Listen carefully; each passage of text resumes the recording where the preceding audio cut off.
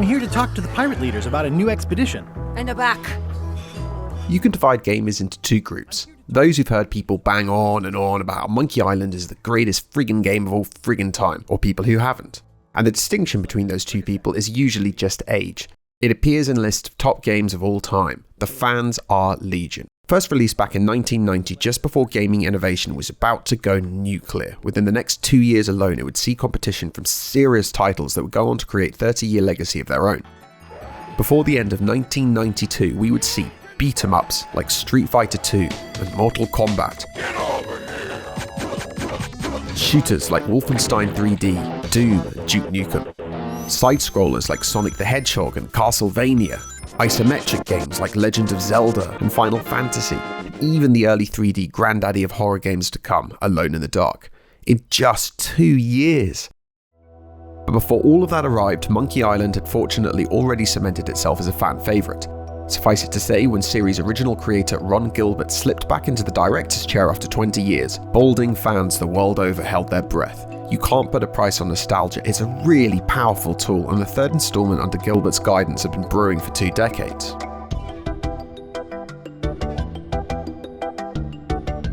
Return to Monkey Island picks up immediately after the events of Monkey Island 2: LeChuck's Revenge, which was the second and final title Gilbert worked on. The events of the following titles, The Curse of Monkey Island, Escape from Monkey Island, and Tales of Monkey Island, all games built under new management in the following years, are still considered canonical and are referenced throughout, most notably in the amusing scrapbook that allows you to catch up on past adventures. Now, there's not much you need to know about Guybrush Threepwood other than the fact that he's a hapless wannabe pirate who usually lands on his feet and generally makes more friends than enemies. That's me, Guybrush Threepwood. That's not to say that they don't make light of his unabashed ignorance towards the destruction he sometimes leaves in his wake. He is a pirate after all. Beyond that, he has a girlfriend, now wife Elaine, champion of role reversal, who often arrives with comic timing to bail you out of impossible to survive situations. Hello? Is someone here? Guybrush! The missing half of the photograph on her desk that was apparently stolen by a rogue seagull drops hints to the reality of their storybook romance more often than their actions or conversations ever will. Spoiler, you find it, she still loves you. And of course we have your arch nemesis, the recurring antagonist and longtime enemy LeChuck, the zombie pirate. I always knew you were a buffoon. Now, to get the controversy out of the way, let's talk visuals and art style. So much controversy surrounds this conversation, it can make your browser crash just from the size of the forums. To understand it, you need to understand the legacy. So, the original game was a pixelated masterpiece, but still very much a product of hardware restraints at the time. Despite the simplicity, the graphics painted a rich and flamboyant world, filled with dark alleyways and crooked towns, filled with character and characters, all of whom had personalities and stories to tell. It was heartwarming and quirky, and most noteworthy was that they were always designed so it felt like a cinematographer had been involved in setting up the shot, with parallaxing giving the illusion of cinematic depth. Parallaxing of the foreground, for instance, is when it moves faster than the backgrounds to simulate being closer to the camera, in case you didn't know. For instance, here the foreground is moving faster, and so it appears like it's closer to the camera. Combine this to the visual close-ups which imbued the pixelated characters with personas, and you can clearly see why this game was so popular back in 1990. It maximised on the limitations to give you the most engrossing experience possible, irrespective of the fact that that experience was light-hearted and required a limitless suspension of disbelief. Many people who nowadays might not give point-and-click adventures a second glance back then were drawn to Monkey Island. It simply outclassed all the competition at the time. 5 years on, it's 1997, and Gilbert stepped down and we have The Curse of Monkey Island. This rendition of the game pulled out all the stops and went for full hand-drawn animations, and it looked amazing. Of course, this shouldn't be much of a surprise, as it was released during the heart of what Disney connoisseurs like to call the Disney Renaissance. Whoa, my head is spinning. I gotta lay off the rum. Which lasted between 1989 and 1999. From Aladdin to The Lion King, hand-drawn animations were about as good as they were ever going to get before the 3D age came in swinging, which is why there were such capable artists available to make Curse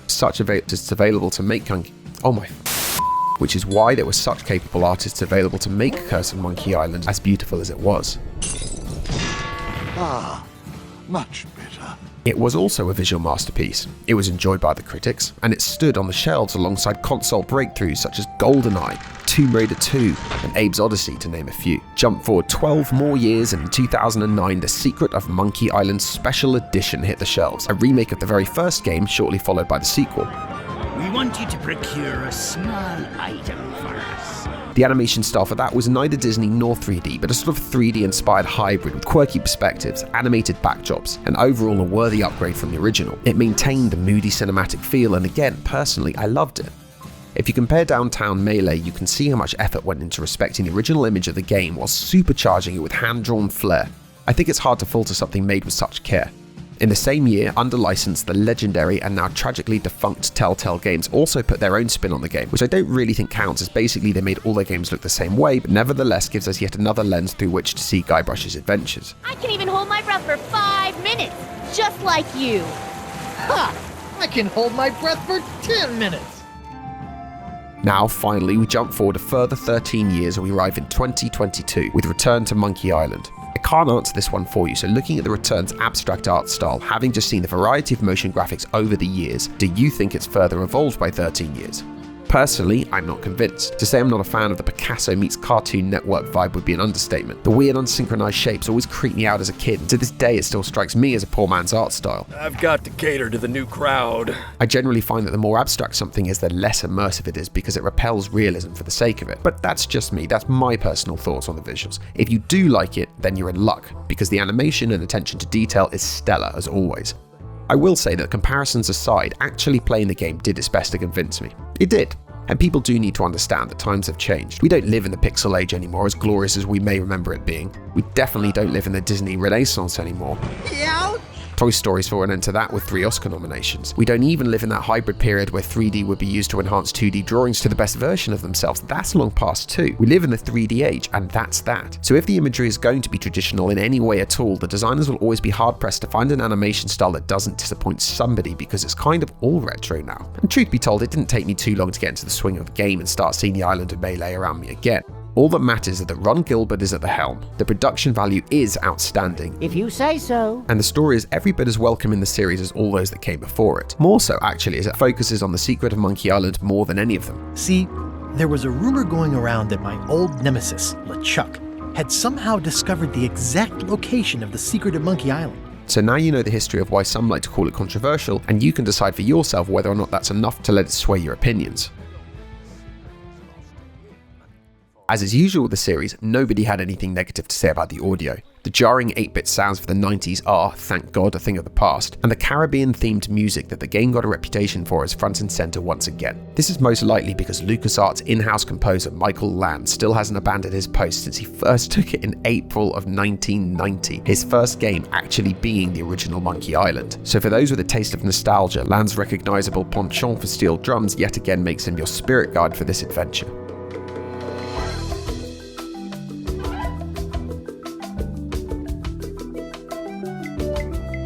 The game never misses a beat, pun intended, and continues to match up characters with theme tunes that dictate their personalities more than the places that they inhabit. This place hasn't changed in years.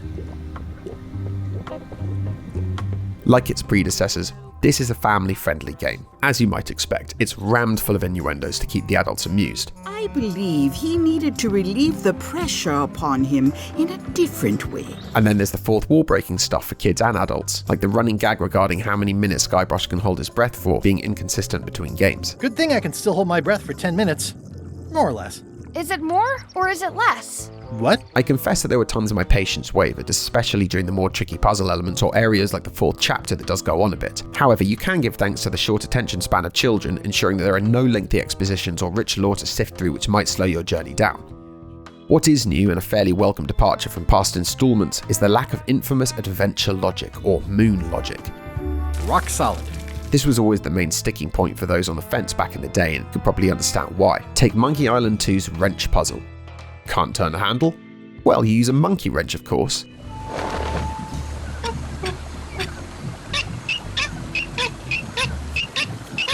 When I was 7, I didn't even know what a monkey wrench was, not helped by the fact that we call them adjustable spanners in the UK. And with no internet to look it up, a cute puzzle could become a reason to stop playing. So on occasion, after a little toing and froing, I did inevitably find myself getting stuck, and when this happens, there is a book of hints. What is it really? A book of hints. Introduced in 2009's remastering, it's a book in your inventory that gives progressively revealing hints as you prompt it that goes from pointing you in the right direction to practically marking an X on the spot. Considering you're offered two game modes from the outset, one of which features all the puzzles and another that gives you an almost light version with reduced challenge but all the fun, the hint book is a welcome addition to make sure that nobody gets left behind. The attention to detail in regards to the contextual controls is one of the many layers of quality that you can find in the game. As a player, you'll likely speak to everybody, just once at best. Sometimes you might ask a question a second time if you miss something, but for every choice made, you'll often see the contextual controls change their message in accordance to what you've done. So many fond, greasy memories. And hear Guybrush or a character say the line differently the second time around. Something they would keep hidden from the others. Oh, I already found a secret thing from one of the crew. Gullet was keeping this under wraps. This is what I mean when I say it's clean with good production values. The game very rarely drops the ball and has a lot more going on in the background to keep the experience smooth than you might at first realise. And all of this helps tip back the balance of immersion which is otherwise lost from the obscure visuals. Making it through to the end, and it's really hammered home that this game is not just spiritual, but also genuine successor to the original games. While the tradition of good humour and zany antics was never lost along the journey, there is a certain coming home vibe with Gilbert back in charge, with an abundance of service given to the core characters who first helped make the game into the superstar it's become. But alas, it took 20 years before we saw it, which is long even by Stephen King's standards. It does have a weird issue with the controls, where if the contextual options vanish after a couple of seconds of standing still, you have to move your character again to access them, and of course it does have a slightly odd art style, but the truth is, just a few minutes into the game and you'll probably forget all three. As a genre, the point-and-click platform allows for the luxury of taking everything at your own pace, regardless of the nature of the content, soaking up cozy interiors or exciting exteriors and enjoying the music and really being able to contemplate your choices. But I couldn't let it fall into the hands of the goons waiting outside. In fact, it has the potential to be one of the most mesmerizing, engaging and exciting platforms of all because gorgeous backdrops dripping in atmosphere can be carefully constructed and presented to encompass a scene in a very cinematic way. Great advice. The truth is, I always preferred Broken Sword, Beneath a Steel Sky, and Indiana Jones and the Fate of Atlantis, a great ride of a game also released by LucasArts in 1992. Broken Sword is still marching on and the genre is all the better for it. A company called Telltale Games was founded in 2004 by, surprise surprise, 3 former LucasArts employees. This was because after LucasArts cancelled Full Throttle 2 and Sam & Max Freelance Police, another 2 iconic point-and-click franchises aimed at slightly older audiences, I might add, it was deemed that adventure games were too risky. Damn. Oh shit, damn. And that's coming from the same company that took the gamble of Return to Monkey Island. Nevertheless, Telltale Games proved to be a force to be reckoned with, producing breakaway title The Walking Dead, which is hands down one of the most emotive stories I have ever seen play out in a game and wins polls online for being the #1 tearjerker above all else. How you holding up, Clementine? I'm okay, I guess. Are you okay? Yeah. They also made Wolf Among Us, a twisted adult fairy tale in a wonderfully immersive world that also has been branded a cult classic. Alas, they stretched themselves too thin and in an event that sent ripples throughout the industry, all but shut their doors in 2018. And what is the moral of this story? Hey, Magic Mirror, I got a question. The sad truth is that clearly there is only so much room at the table for point-and-click adventure games. We, the public, will still pay to play them, but usually for most people, it will be an indulgence that you dip into before returning to your more serious and complicated games. Sadly, with so much competition on the market, it's not really a mainstream platform anymore. Oh yeah, that's it. Now you're teary-eyed. And so, we take what we can get. So rounding off, I'll say this. If you're a fan of the original series, or you're a kid or have kids and are looking for a quirky and or fairly innocent experience, then look no further. You have all the prerequisites to thoroughly enjoy this game. I'll take this disgusting shrunken head. Fan service, production quality, and an entirely respectful continuation of the original game will all be found. They didn't mess with the formula or add anything particularly new either, but I think when handling something as absurdly delicate and treasured as a series of 30 years standing, that's probably a rather good idea. But if you're an average gamer used to gunfights and enemies in every shadow, and you're considering allowing Return to Monkey Island to induct you into the genre, then I'd suggest Telltale Games' Walking Dead or Wolf Among Us instead. They're altogether more engaging experiences with less puzzles and far more story with character depth and no end of innuendos of their own. I enjoyed this experience, I really did, but only because I'm a long-time fan of the original, and I absolutely loved being transported 20 years back in time with a modern twist. I've been searching for the secret since before you were born! That's exactly my point! Finding the secret is a young pirate's game! But in truth, I'm really just holding out for when LucasArts takes Indiana Jones back to the golden days of the point-and-click adventure. Make an offer. Thanks so much for listening, and don't forget to subscribe if you'd like to hear more about what I have to say. Thank you so much. See you next time.